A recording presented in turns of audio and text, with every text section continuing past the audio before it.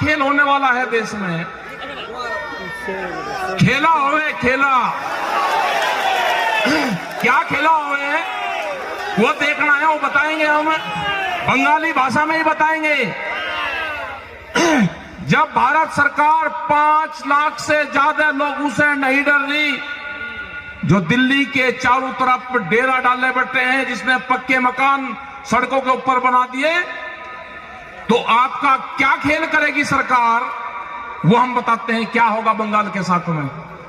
वे एक मुट्ठी चावल मांगते हैं आपसे, आप उनसे भाव की बात करो कि 1850 रुपए जो भारत सरकार का भाव है वो कब मिलेगा हमारे।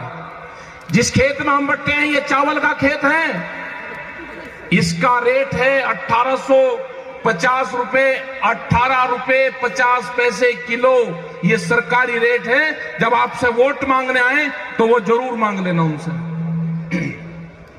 इसी के लिए बैठे हुए हैं दिल्ली में कि एमएसपी पे, मिनिमम सपोर्ट प्राइस पे देश में कानून बने। अगर वो बंगाल का किसान है, आसाम का किसान है, वो कर्नाटक का किसान है, उसका धान भी उसके कम रेट पे ना खरीदा जाए, उसकी जो दूसरी फसलें हैं वो भी कम रेट पे ना खरीदा जाए। अभी आपके साथ में क्या होगा, जो उत्तर प्रदेश और आसपास के क्षेत्र में हुआ है, वो हुआ है कि 10 साल पुराना ट्रैक्टर आप नहीं चला सकते, 10 साल पुराना पंपिंग सेट आप नहीं चला सकते। आपके यहां 15 साल का होगा भी, 15 साल में जो भी डीजल से चलने वाला सिस्टम है आपका, वो आपके यहां पे बंद है। आपके साथ में क्या होगा जब सरकार, भारत सरकार कई लाख किसानों के कब्जे में नहीं आ रही, अभी पिछले 100 दिन से आपके साथ में 2 खेल होंगे यहां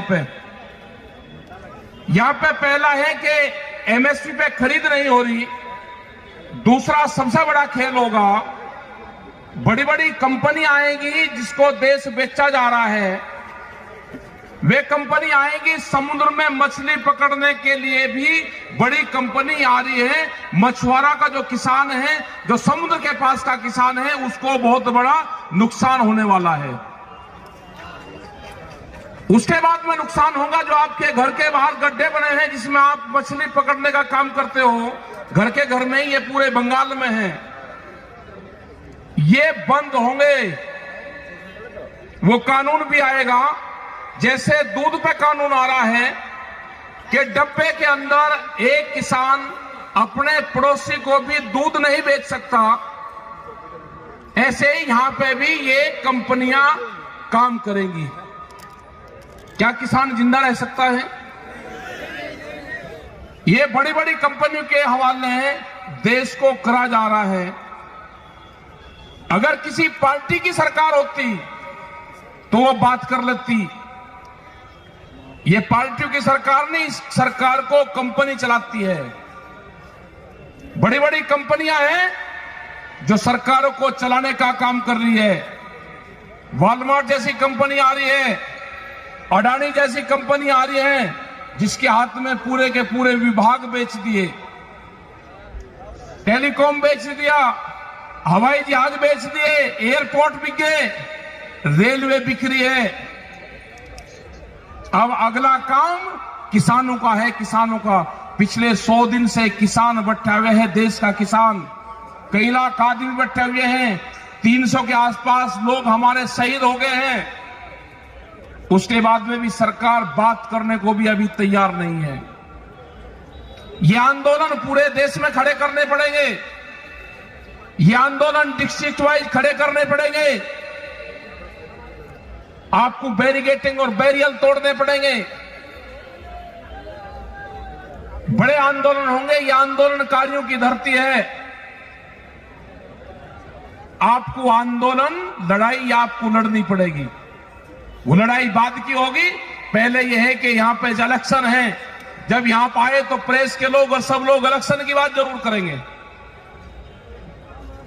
हमारे संयुक्त मोर्चे ने तय करा है कि हम बंगाल में जाएंगे, बंगाल के लोग उस अपील करेंगे कि आप दिल्ली आकर आंदोलन नहीं कर सकते, आपके वहां पे इलेक्शन है, आप बीजेपी को हराने का काम करो।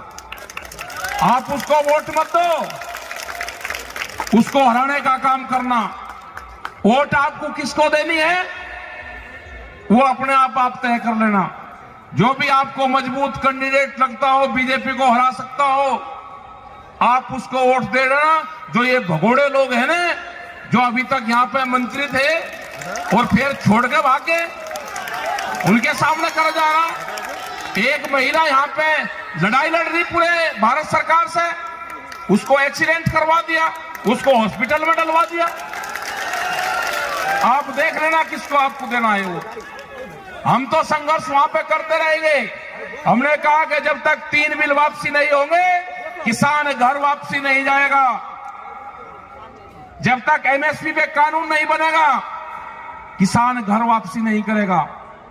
एमएसपी पे अगर कानून बनेगा तो यहां से भी चावल पैदा करने वाले किसान को 1850 रुपए अगर कोई भी खरीद करेगा, या सरकार खरीद करे या कोई व्यापारी खरीद करेगा आपके गांव से, तो उसकी रसीद आपको देगा पक्की। 1850 रुपए से कम पे वो खरीद नहीं कर सकता। ये कानून बनेगा। हमने कहा कि प्रधानमंत्री का पायलट प्रोजेक्ट है डिजिटल इंडिया, जो 23 किसानों का फसलें जो उगाता है किसान, जिसकी एमएसपी तय है, उन किसानों को उस डिजिटल इंडिया कैंपेन से जोड़ दिया जाए। किसान ने फसल बेची, जब तक वो अपने घर पे जाए अकाउंट में उसके पैसा पहुंच जाए। किसान को उससे नहीं जोड़ोगे, किसान की फसलों को लुटाई करोगे। 700 रुपए से लगा के और 1000 रुपए क्विंटल तक उसकी फसलों को खरीदोगे, और जब चावल वो खरीदने जाएगा तो 40, 50 और 60 और 70 रुपया किलो उसको मिलेगा। इससे कंज्यूमर भी मरा और इससे किसान भी मरा। जो वेजिटेबल्स हैं, जो फल, जो सब्जियां हैं, उसके भी दाम तय होने चाहिए। यह आंदोलन चल रहा है। जब भी भारत सरकार से बातचीत होगी, ये आंदोलन में ये भी एक प्रायोरिटी पर रखा जाएगा कि जो फसलें हैं, वो सब्जी की फसलें हो, वो दूध की फसलें हो, इनके भी रेट देश में तय हो। अभी एक नया व्यापार शुरू हुआ है यहाँ पे, वो व्यापार है भूख का व्यापार। जो हमारी माताएं बहनें बैठी हैं, अगर ये सोना पहनती थी तो एक सर्वे हुआ, ये सोने का इस्तेमाल एक साल में 17 बार करती हैं। जो तीज त्योहार है, जो ईद, दिवाली होगी, होली होगी, जो दुर्गा पूजा होंगे, उस टाइम पे उस सोने का इस्तेमाल ये महिलाएं करती हैं। उनने कहा कि ये नहीं, और व्यापार होगा, भूख के ऊपर व्यापार होगा। अनाज तिजोरियों में बंद होंगे, रोटी तिजोरी में बंद होगी। यह आंदोलन होगा कि रोटियों को तिजोरी में बंद नहीं होने देना। रोटी व्यापारी की कैद में नहीं होगी। अनाज के गोदामों पे व्यापारियों का ताला नहीं लगेगा। यह आंदोलन जब तक जारी रहेगा, जब तक ये कानून वापसी नहीं होंगे। इनको खत्म करना पड़ेगा सरकार को। ये 3 बिल नहीं है, दूध के ऊपर बिल आ रहा है। अभी अगर कोई आदमी यहाँ पे पशुपालन का काम करते होंगे, अगर किसी के पास में 2 पशु होंगे तो कॉमर्शियल कनेक्शन लेना पड़ेगा उसको गांव में भी। ये बिल आ रहा है। अगर आप कौन से खेत में किस चीज का कंपनी का बीज बोओगे, पेस्टिसाइड बिल आ रहा है, सीड बिल आ रहा है। बीज का कानून देश में आ रहा है। अब इन बिल के बाद में अगर आंदोलन ना होता तो अब तक वो बीज का कानून भी आ गया होता। इस खेत में आप क्या बोओगे वो सरकार तय करेगी। किस कंपनी का बीज बोओगे, अगर किसी खेत में दूसरी कंपनी का सीड मिल गया तो आपके ऊपर मुकदमा होगा। बीज के थाने खुलेंगे देश में। कैसे जिंदा रहेगा किसान? बिजली के थाने हैं यहाँ पे, दूसरे थाने हैं यहाँ पे, बीज के भी थाने देश में खुलेंगे।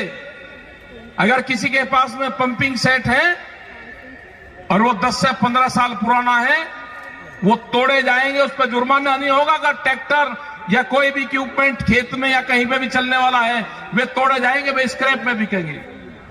तो ये सारे कानून आ रहे हैं। अगर देश का किसान अब की बार इस आंदोलन से पीछे रहा तो ये देश की जनता हारेगी, देश का किसान हारेगा, देश का नौजवान हारेगा। ये लड़ाई जारी है। इस लड़ाई में सब लोगों को साथ देना चाहिए। रेलवे के कर्मचारी 2022 में अगले साल 4.5 लाख कर्मचारी हट जाएंगे। वॉलमार्ट जैसी कंपनी आ रही है, उसके पास में 10,000 पानी के जहाज हैं। उसका पहला यह है कि जो साप्ताहिक बाजार लगते हैं वे साप्ताहिक बाजार पूर्ण रूप से बंद होंगे। उसमें पूरे देश में 4.5 करोड़ लोग रोजगार पाते हैं, वो खत्म होंगे सारे के सारे। आगे है कानून, अगर कोई एक्सप्रेस वे निकल रहा है उसके 1 किलोमीटर के दोनों तरफ कोई भी कॉमर्शियल एक्टिविटी नहीं हो सकती। कोई भी अपना पान का खोखा, बीड़ी का खोखा, चाय का खोखा, पंचर लगाने की दुकान वो नहीं कर सकता। उसको लाइसेंस लेना पड़ेगा, जैसे पेट्रोल पंप का लाइसेंस मिलता है। ये भी कानून आ रहा है। तो करीब 40 से ज्यादा कानून अभी देश में इस तरह के आने वाले हैं। उससे देश नहीं बचने वाला, बर्बाद होगा पूर्ण रूप से। और ये सारी की सारी जमीनें हमारी कंपनियों के पास में जाएगी। यहां पर आएगी वो कंपनी और वो कहेगी कि 40,000 रुपए एकड़ का अगर रेट है तो वे 60,000 रुपए एकड़ आपको देंगे। तो किसान उसको तुरंत देगा और वो एग्रीमेंट होगा आपका 30 से 40 साल का। हमारे लोग शहरों में शिफ्ट होंगे, अपने गांव में ही कहेंगे 60,000 रुपए एकड़ का बहुत है। इन जमीनों में केमिकल डाला जाएगा, ये जमीनें बर्बाद होंगी। 50 से 70 साल के बाद में हिंदुस्तान में अगर ये कानून आते हैं तो कोई खेती लायक जमीन यहां पे नहीं रहेगी। यहां पे इंडस्ट्रीज लगनी है, उसके लिए सस्ता मजदूर चाहिए और मजदूर आवेगा गांव से, मजदूर आवेगा खेती से। ये इसलिए पूरा प्रोग्राम चल रहा है। और एक इस तरह का देश चाहिए था कि जिसकी जनसंख्या ज्यादा हो, वो मजदूरी का काम करे, उनको भोजन की जरूरत होगी तो दूसरे मुल्कों से भोजन उनके लिए आए। और आप 3 काम के लिए हिंदुस्तान का नौजवान और हिंदुस्तान की जनता रहेगी। खाने के लिए मार्केट, मजदूरी करने के लिए फैक्ट्री और वोट देने के लिए वोटर। आप सिर्फ 3 काम करोगे, चौथा काम आप नहीं कर सकते। तो इसलिए आंदोलन में आपको जुड़ना पड़ेगा। नौजवानों के हाथ में बड़ी ताकत है। आप सब नौजवानों को देश के खड़ा होना पड़ेगा, जुड़ना पड़ेगा। आपने इस टाइम तक बातचीत सुनी, आपका बहुत बहुत धन्यवाद। आप वोट मत देना उसको, वोट मत देना, संघर्ष करो। वोट नहीं देना उसको, संघर्ष आपको करना पड़ेगा। इनको यहां से बैरंग भगा दो। दिल्ली में हम बैठे हुए हैं, इनकी तलाश में है। यहाँ पे ये सरकार, वहां से दिल्ली सरकार 1.5 महीने से गायब है। पता चला कि बंगाल में गई। हमारे पूरे संयुक्त मोर्चे के लोग, राज्यपाल जी हैं हमारे लीडर, यहाँ पर बैठे हुए हैं। हम आए हैं उनको तलाश करने, कहीं आपको मिले तो पकड़ के ये जरूर पूछ लेना उनसे। तो धन्यवाद। जय हिंद, जय Bengal. Subscribe now and press the bell icon. Never miss an update.